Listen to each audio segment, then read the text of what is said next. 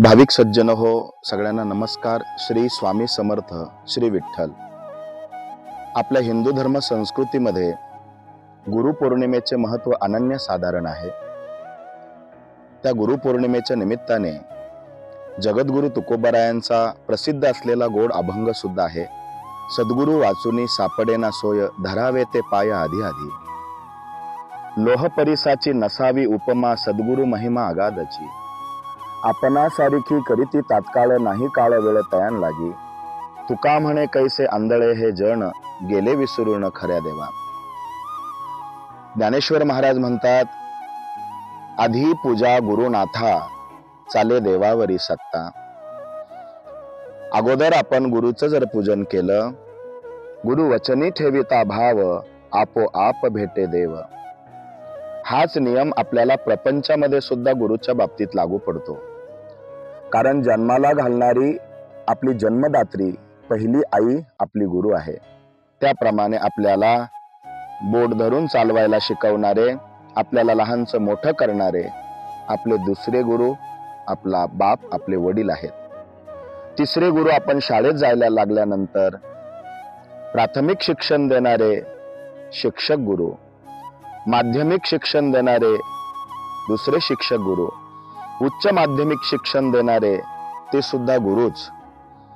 आणि पोटा पाण्याला, आपल्याला नोकरीला, व्यवसायाला ते शिकवून आपल्याला चांगल्या पद्धतीने प्रपंच करायला जे मार्गदर्शन करतात ते आपले गुरुच आहेत. परंतु हे गुरु जे आहेत हे आपल्याला पोट भरण्यापुरतं शिक्षण देणारे असतील, ज्ञानार्जन करणारे गुरु असतील, पण यामध्ये श्रेष्ठ गुरु जर मानले असतील तर ते परमार्थिक आध्यात्मिक गुरु. कारण का? गुरुर ब्रह्मा. गुरु कसा असतो? ब्रह्मदेवासारखा. ब्रह्मदेव हा जगाची उत्पत्ती करतो. तोच गुणधर्म आपल्या गुरूंना लागू पडतो. कारण गुरु सुद्धा आपल्या अंतरंगामधला सात्विक भाव उत्पन्न करतो. गुरुर विष्णू. भगवान विष्णू हे पालन पोषण करतात. त्याचप्रमाणे सद्गुरु सुद्धा आपल्या अंतकरणामधला सत्याचा भाव हा पालन पोषण करत असतात. तस्मै श्री गुरुवे नमः. शंकराला सुद्धा गुरु म्हटलंय. गुरुर ब्रह्मा, गुरुर विष्णू, गुरुदेव महेश्वरा. महेश्वरांना गुरु मानलंय कारण महेश्वर भगवान शिव हे संहार करणारे देवत आहे. त्याचप्रमाणे आपल्या अंतकरणामधला काम, क्रोध याचा संहार करणारे आपल्याला गुरु असतात. म्हणून सद्गुरु वाचुनी सापडेना सोय, धरावे ते पाय आधी आधी. कोणाच्या आधी? तर देवाच्या आधी.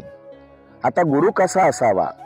बहुत गुरु जगी असती, नाना मंत्र उपदेशिती. द्रव्य प्राप्तिस्तव निश्चिती, ढोंग माजविती बहुत. तयांचा उपदेश न फळे, आत्मरूपी मन न वळे. सत्य ज्ञान काही न कळे, मन न चळे प्रपंची. तयांसी न म्हणावे गुरु, जे केवळ पोट भरू.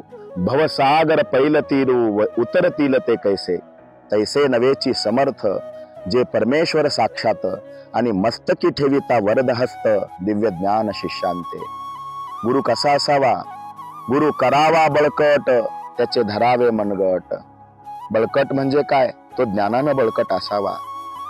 सद्गुरूने सदशिष्याला दुःखाची आत्यंतिक निवृत्ती आणि परम आनंदाची प्राप्ती करणारा मार्ग दाखवून दिल्यानंतर, आपल्याला निजध्येयाची प्राप्ती झाल्यानंतर मिळवलं काही असं मिळवावं की परत काही मिळवायची गरजच नाही पडली पाहिजे, ते सदशिष्याला सद्गुरू प्राप्त करून देत असतात.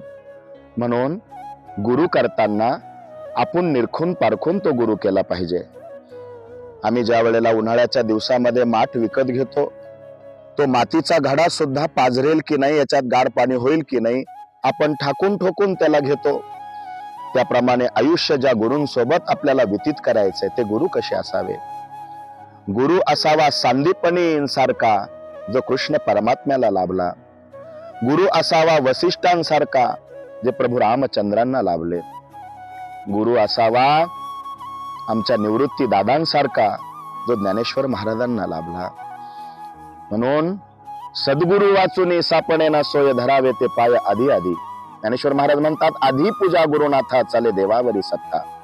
मला गुरुजी हा शब्द शाळेत असतानापासून आठवतो.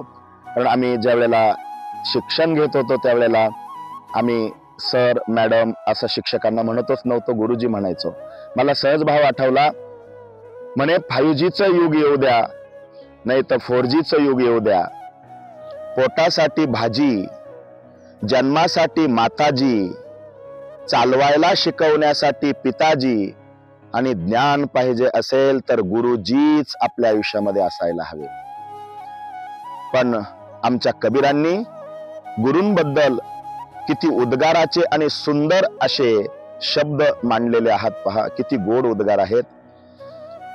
कबीरजी दृष्टांत देतात, म्हणे गोविंद आणि गुरु शेजारी शेजारी उभे आहे, म्हणजे देव आणि गुरु शेजारी शेजारी उभे आहेत. तर पहिल्यांदा मी दर्शन कुणाचं घेऊ, माझ्या मनात संभ्रम निर्माण झाला. पण कबीरजी म्हणाले, माझ्या सद्विवेक बुद्धींनी मला सांगितलं का तू गुरुचं दर्शन कर. गुरु गोविंद सात खडे काके लागू पाय, गुरु गोविंद सात खडे काके लागू पाय, गुरु बलिहारी अपने गोविंद दियो बताय. हे गुरुनाथा, जर तुझ्यामुळे मला ईश्वराची, गोविंदाची, त्या परमात्म्याची प्राप्ती झाली आहे ना, म्हणून देवा तुझ्या अगोदर मी सद्गुरूंच्या पाया पडतो. कारण का, त्या गुरुमुळं मला तुझी प्राप्ती झालेली आहे. म्हणून गुरु शब्द हा फार व्यापक आहे. गु माने अज्ञान, रु माने नाश करणारा. अज्ञान रूपी अंधकाराचा नाश करून सद्बुद्धीचा प्रकाश आपल्या आयुष्यामध्ये देतो, त्याला गुरु असे म्हणतात.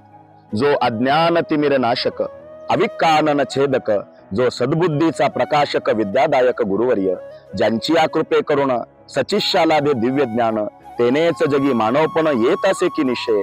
जेवी असती माता पितर तैसेची श्रेष्ठ गुरुवर्य, वारंवार साष्टांग नमन चरणी तयांच्या करीत असे. म्हणून ही व्यास पौर्णिमा म्हणजेच गुरुपौर्णिमा अख्ख्या वर्षभरामध्ये प्रसिद्ध आहे. वर्षभरामध्ये 12-13 पौर्णिमा येत असतात, परंतु आषाढ महिन्यामध्ये येणारी जी पौर्णिमा आहे तिचं विशेष महत्व आहे, जिला आपण गुरुपौर्णिमा म्हणतो. पण खरी शास्त्रोक्त आपण ती व्यास पौर्णिमा मानत असतो. कारण व्यासांनी ब्रह्मसूत्र ह्याच दिवशी लिहिलं. श्री गुरु व्यासांचा जन्म आजच्याच दिवशी झाला. आपल्या हिंदू धर्म संस्कृतीला खूप सुंदर सुंदर आणि चिंतनीय, अभ्यासनीय आणि मानवी जीवनाचा उद्धार करणारे ग्रंथ जर आपल्याला आजपर्यंत कोणी दिले असेल तर ते सद्गुरु व्यासांनी दिलेले आहे.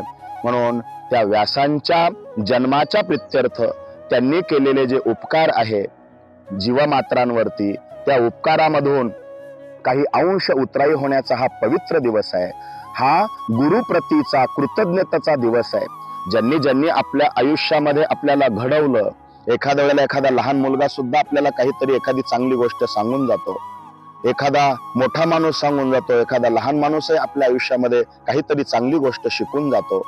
या शिकवलेल्या गोष्टी ज्या आपल्या आयुष्यामध्ये आपल्या उन्नतीसाठी, आपल्या यशासाठी ज्या ज्या गोष्टी आपल्याला कारणीभूत गुरुच्या सांगितलेल्या सदशिष्याला, त्या गोष्टी ज्या मार्गदर्शक ठरल्या, त्या गुरूंप्रती आपण कृतज्ञता हा भाव व्यक्त करणं फार काळाची गरज आहे.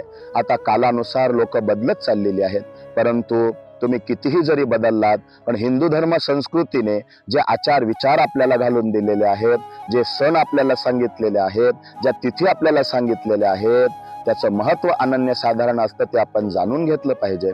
म्हणून वर्षभरातून एकदा ज्यांनी ज्यांनी आपल्याला घडवण्यासाठी खूप मोठा मोलाचा वाटा उचलला होता, उचलत आहे, त्या गुरूंप्रती आपण कृतज्ञता व्यक्त केली पाहिजे आणि त्यांना शरण गेलं पाहिजे. नक्कीच आयुष्याचा उद्धार होणार आहे. आपल्या आयुष्यामध्ये गुरुला शरण गेल्यानंतर संसार सुखाचा होतोच, पण परमार्थ सुद्धा आपला ध्येयाची प्राप्ती करून निजधाम आपलं सुधारतं, इहलोक सुधारतो, परलोक सुद्धा सुधारतो. म्हणून ज्याने गुरु नाही केला त्याचा जन्म वाया गेला. म्हणून गुरु करावा. खूप गुरु तुम्हाला पावलोपावली भेटतील, पण ते तुम्हाला पोट भरण्यापुरते मिळतील. तोपर्यंत ठीक आहे, त्यांच्याही चरणी आपण विनम्र राहावं. परंतु गुरु जो आपल्याला प्रपंचामधून परमार्थामध्ये नेऊन, जो गुरु आपल्याला ईश्वराची प्राप्ती म्हणजे आनंदाची प्राप्ती करून देत असेल, त्या गुरुप्रतीही आपण अनन्य राहिलं पाहिजे, त्याच्या चरणाशी आपण लीन राहिलं पाहिजे. मी आजच्या या गुरुपौर्णिमेच्या निमित्ताने एकच संदेश देऊ इच्छितो. जसं कोर्टात गेल्यानंतर मध्यस्थी वकील घालावाच लागतो, जजशी आपल्याला डायरेक्ट बोलता येत नाही, त्याचप्रमाणे ईश्वराची प्राप्ती जर आपल्याला करायची असेल तर वकील रूपी गुरु, संत रूपी गुरु आपल्या आयुष्यामध्ये जर आला तर ईश्वराची प्राप्ती आपल्याला चुटकीसरशी झाल्याशिवाय राहणार नाही. एवढंच सांगतो. गुरुपौर्णिमेच्या सगळ्या सदशिष्यांना शुभेच्छा ह्या ठिकाणी व्यक्त करतो आणि गुरूंच्या चरणी विनम्र प्रकारचा नमस्कार करून त्यांच्या चरणी कृतज्ञता व्यक्त करून माझ्या वाणीला, छोट्याशा सेवेला विराम देतो. रामकृष्ण हरी. श्री स्वामी समर्थ. धन्यवाद.